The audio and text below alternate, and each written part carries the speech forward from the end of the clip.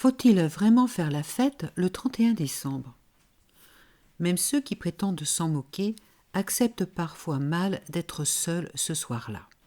L'injonction à faire la fête est partout et souvent pesante. C'est couru d'avance. Pendant la nuit du 31 décembre, les réseaux sociaux vont déborder de photos de fête.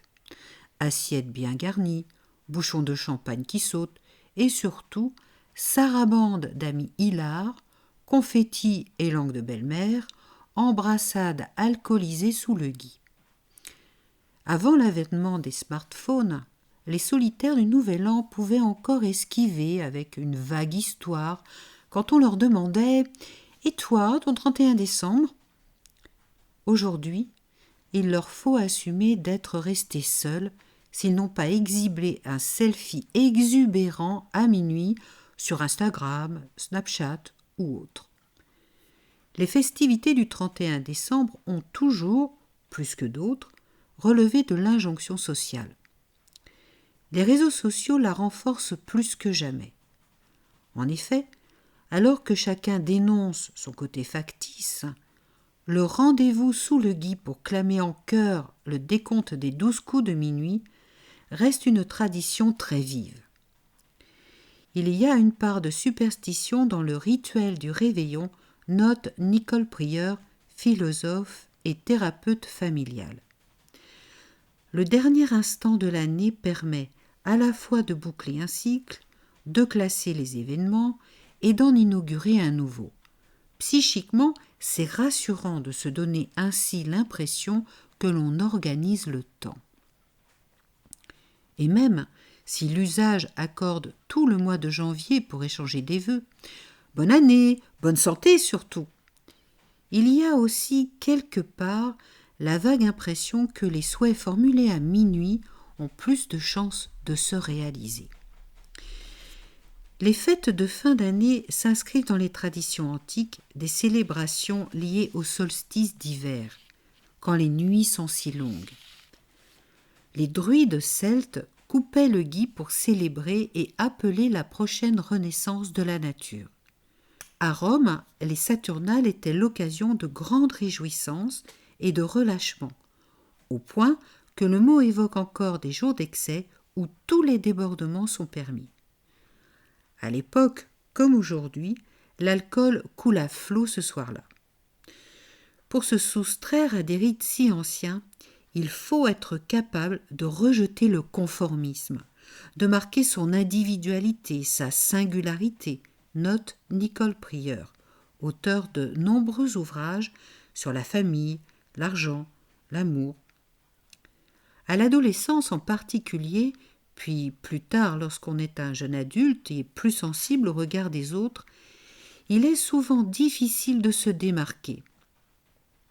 Ne pas réveillonner, c'est prendre le risque d'un soupçon infamant, celui de n'avoir été invité nulle part, donc de ne pas avoir d'amis, et donc de ne pas être aimable.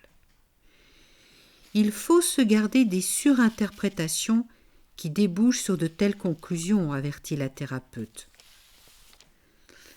Les qualités humaines de chacun ne tiennent pas sur un carton d'invitation et ne se réduisent surtout pas à l'intensité de sa vie sociale, voire mondaine.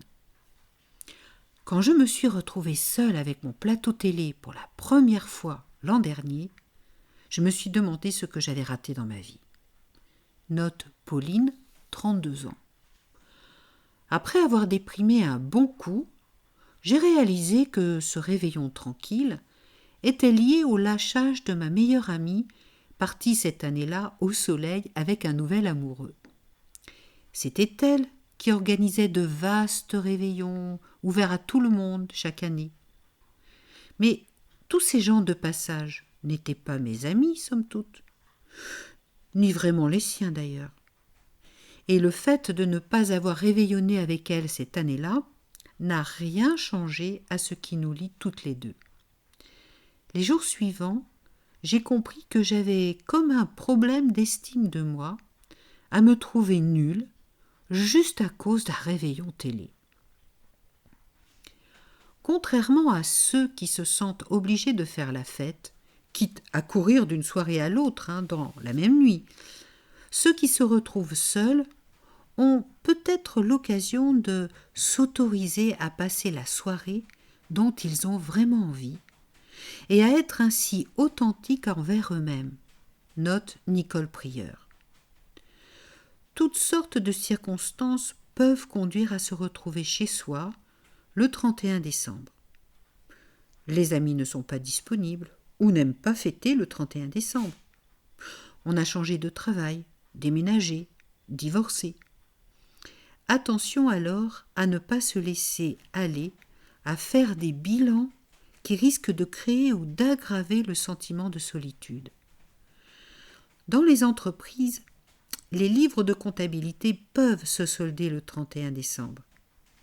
Les livres de vie, bien plus complexes et nuancés, n'ont aucune raison de buter sur une date fétiche, qu'il s'agisse d'un 31 décembre ou d'un quelconque anniversaire d'ailleurs.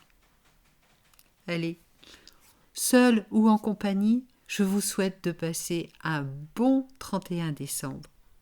À bientôt. Au revoir.